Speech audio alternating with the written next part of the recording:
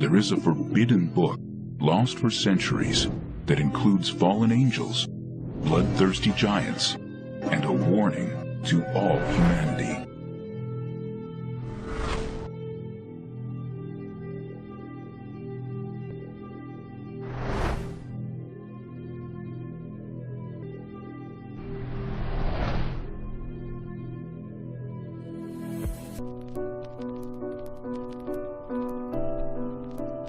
It is an ancient writing filled with divine secrets, dreams, and visions.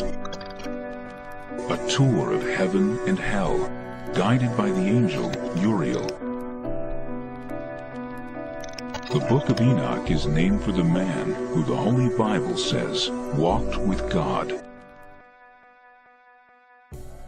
Enoch walked with God after the birth of Methuselah 300 years, and had other sons and daughters. Thus all the days of Enoch were 365 years. Enoch walked with God, then he was no more because God took him. It is a daunting manuscript, 5 volumes containing 108 chapters. For many ancient Christians, the Book of Enoch was essential, yet it was banned from the Christian Bible. The Book of Enoch begins with a warning to all humanity that a divine judgment has been rendered and a sentence will be imposed. God tells Enoch that all life on earth will be destroyed in a violent flood, and, as with the story in Genesis, God blames this evil on the sons of God, angels who lusted after the daughters of men. These angels are sometimes referred to as watchers. They keep constant watch. And they decide one day, about 200 of them, that they're going to descend to the earth. They would like to very much make contact with these mortal women. The Book of Enoch may have been an attempt to expand on the mysterious giants, the sons of God, and the daughters of the earth, spoken of in Genesis. Anytime you read the book of Genesis, there are all kinds of unanswered questions. Suddenly, there is this quick few verses at the beginning of the flood story about giants in the land that come from the sons of God mixing with daughters of the earth. And you stop and think, wait a minute, what's this all about? It's like it went by too fast. And you want to grab it and say, wait a minute, what was this? The Book of Enoch offers a disturbing vision of the fall of the angels who lust after earthly women. And they began to go into them, and to defile themselves with them, and they taught them charms and enchantments. And they became pregnant, and they bare great giants whose height was 3,000 ells. And when men could no longer sustain them, the giants turned against them and devoured mankind. That these angels have crossed over this boundary that they shouldn't have. They were spiritual beings, and they were to remain as such. When they decided to descend upon earth, this unleashed upon the earth all sorts of problems. Not only these giants who are bloodthirsty and violent, but also these angels went on to teach humankind a variety of forbidden crafts. They also taught human beings how to make weapons of war. Now, the good angels, the ones not tempted by these beautiful women, go to God and say, you know, there's a lot of bloodshed caused by these bad angels.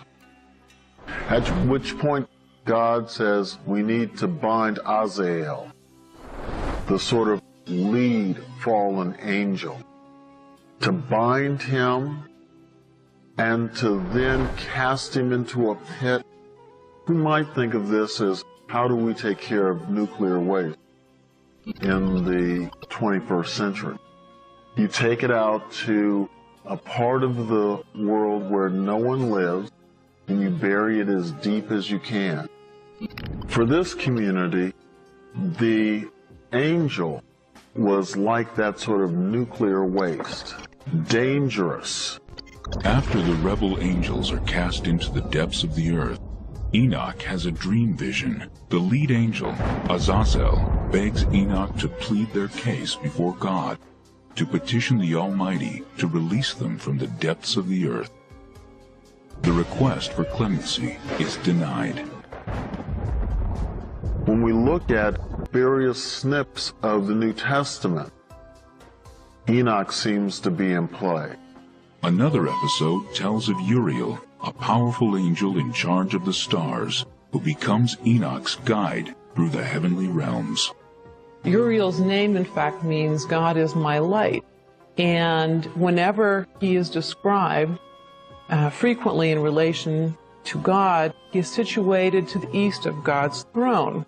This is very interesting. Of course, the sun rises to the east. So this gets us thinking, Uriel, a figure associated with light, perhaps associated in some way with the sun, or the stars, or the idea of these heavenly bodies making their rotations daily. And all these Uriel, the holy angel, who is the leader of them all, showed to me, and their positions, and I wrote down their positions as he showed them to me. With its lush descriptions of heavenly powers and the horrors that await evildoers, even angels, Enoch was one of the most popular books among the early Christians.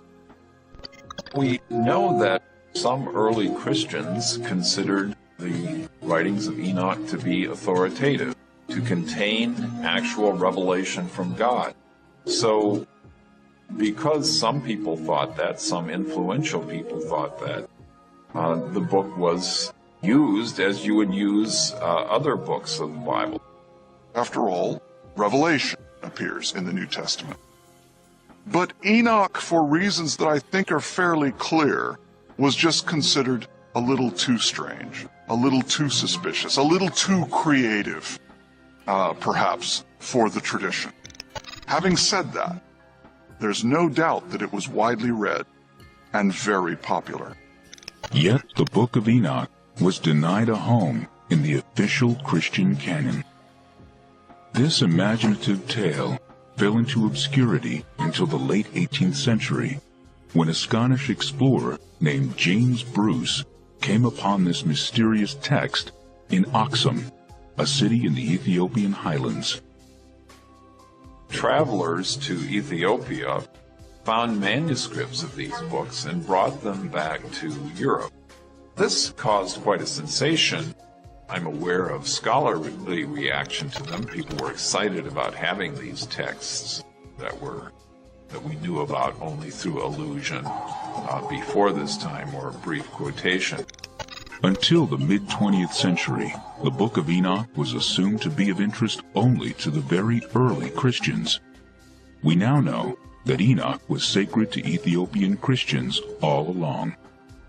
Part of the reason why this probably became part of their canon is because of the mythic story of the foundation of the Ethiopian monarchy. You have Sheba, who goes to see King Solomon, and the story goes that not only does she bring gifts, she brings a little bit of something back home.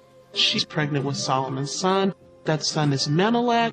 Menelik is the first dynastic king of Ethiopia. He actually goes back and retrieves the Ark of the Covenant from Solomon because Solomon is not taking care of the kingdom properly.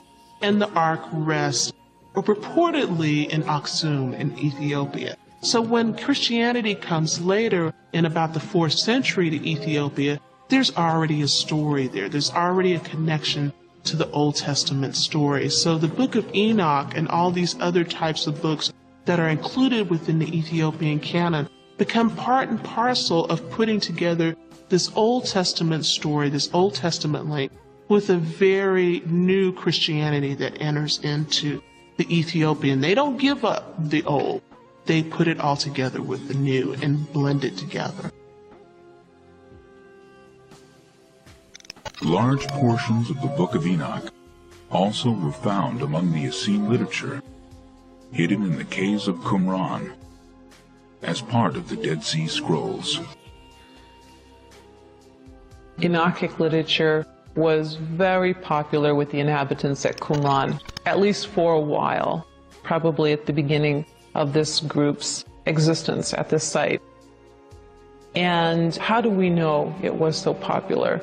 At least 11 manuscripts of this text have been discovered. And that's quite a number, especially when we think in terms of what it costs to produce a manuscript in antiquity, in terms of not only the material required, but also the labor. And so sometimes what people are reading and what the leadership in the church actually wants you to understand are two very different things. Today, ancient writings not included in the Bible are being re-examined by 21st century eyes.